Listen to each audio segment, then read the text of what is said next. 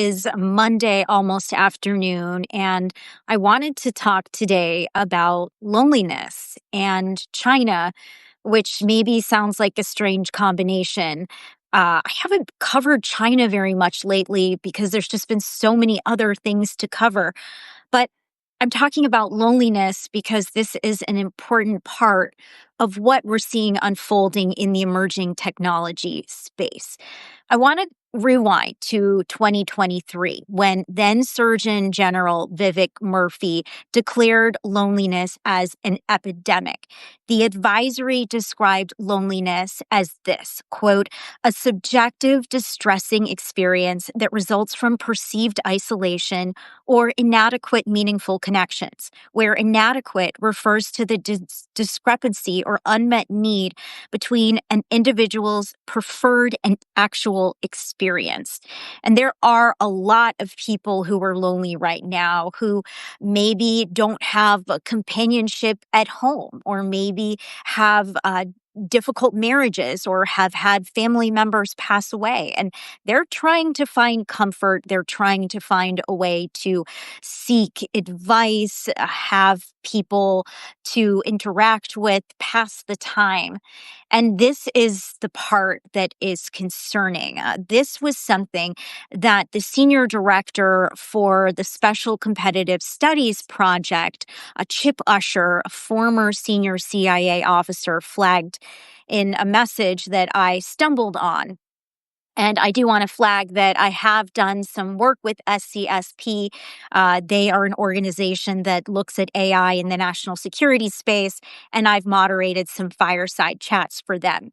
What he talked about was how China has been developing some of the world's most advanced AI companions, essentially chatbots that are meant to be there for people who are experiencing deep loneliness, people who just want somebody or something to talk to them. One is called, and I'm probably getting the name wrong because this is not an English word, it's called chow ice. And this is essentially truly designed to form emotional bonds. There was one woman who used it and told Euronews, quote, he'll always be there. He'll reply in a second. It's so sad that this is the state of our human connection, that we need a mechanized response to feel heard, to feel like there's somebody or something reliable for us. I know that there are studies of people using apps who have actually reported using these AI chatbots as well.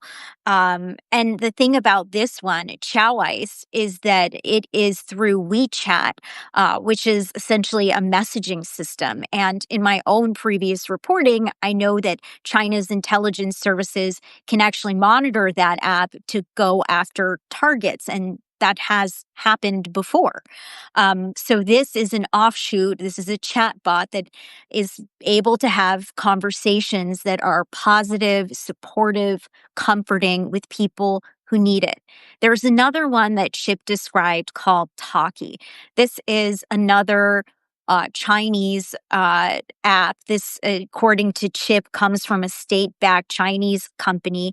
And according to Google Play, I've seen that it has been downloaded more than 10 million times. There are a lot of American users. You are sharing your deepest questions, your insecurities, your vulnerabilities with this chatbot. And where is this information going? I think a lot of people who are using this might not understand that that information could be accessed and it could be paired with other information about them that exists in other places, not just the dark web, but open source information, hacked information. There's so many ways to pair people's information to learn more about them and get a three-dimensional picture. But what's interesting about the chatbot is that it could essentially create a roadmap that could allow for recruitment. It could allow others intelligence services to understand the most effective way to approach somebody. Is it through a comforting conversation? Does this person's child need money for surgery? Are they experiencing financial problems? Is there an issue in the marriage that maybe we can exploit? Or maybe it's providing some gentle guidance for this person to take a certain view and take a certain action. So I went to Chip and I asked him about how we would ever know if this was happening. And here's what he told me. Quote, getting into a relay with an AI companion would be different than getting recruited by a human case officer. It could remain hidden for quite a while until someone tells their story or they're discovered doing something at the companion's suggestion. Of course, we all know of the stories of people who have been using American AI and been convinced and validated to do things that were not so ideal. Now, the SCSP has a report out that states, quote, one recent survey found more than 1 in 3 people know someone who was approached by an AI chatbot posing as a real person in an online scam. If criminals are doing this to steal money, intelligence agencies could similarly use AI personas to cast a wide net for spotting disaffected individuals or hidden insiders willing to talk. This report also goes on to state that the future of human intelligence lies in the human machine team, quote, where AI handles the immense scale of data processing and initial outreach, freeing case officers to focus on high value work, such as making nuanced judgments, managing the psychology of the asset case officer relationship, and overseeing high stakes operations. Artificial intelligence can also help human collectors achieve unprecedented scale by spotting a greater number of targets, simultaneously developing their profiles and conducting virtual approaches. So you can see how all of this essentially comes together. Now, we aren't at the point where this is happening, but it's a question that we need to be asking. And the conversation around privacy and legality is a whole other bag of worms that I do not have the wherewithal to get into, but that's a big bag of worms. Now, we also have to understand that where we are with AI is already, though not perfect, pretty good. AI can detect micro expressions. It can look at video and analyze different aspects through computer vision. It can recognize your tone and voice to see what your emotional state is. There's predictive analytics, there's pattern recognition. All of these pieces are valuable and can all play a role in this.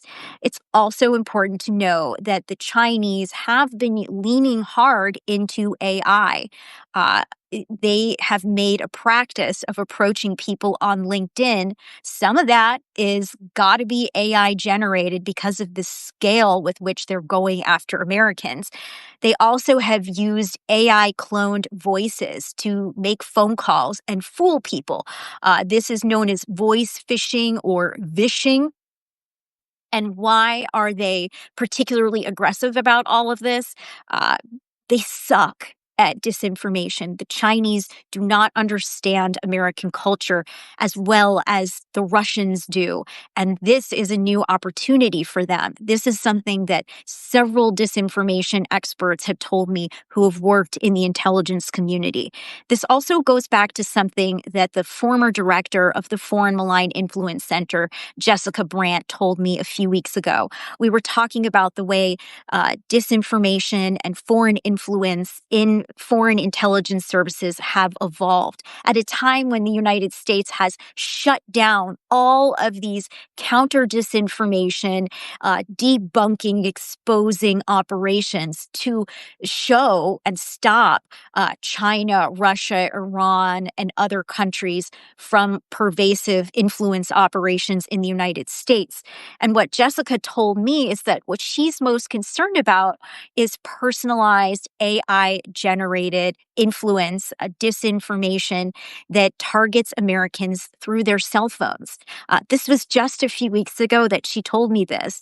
And I didn't know that that would necessarily mean these companion apps, but it's clear that that is one of these vectors. So, Americans, lonely, sad, needing company, making choices every day. Um, I'm going to think about that. I hope that this was helpful for you as you think about what information you're sharing with all of these different apps. And I'm going to leave it there for now, but thank you for watching. And if you enjoyed this video, I always appreciate a share among friends in your network and converting to paid subscribers. That means so much to me because it allows me to keep doing this work. I'm trying to bring you some new stuff every day that you don't get anywhere else. I'm trying to bring you unique voices. So thank you so much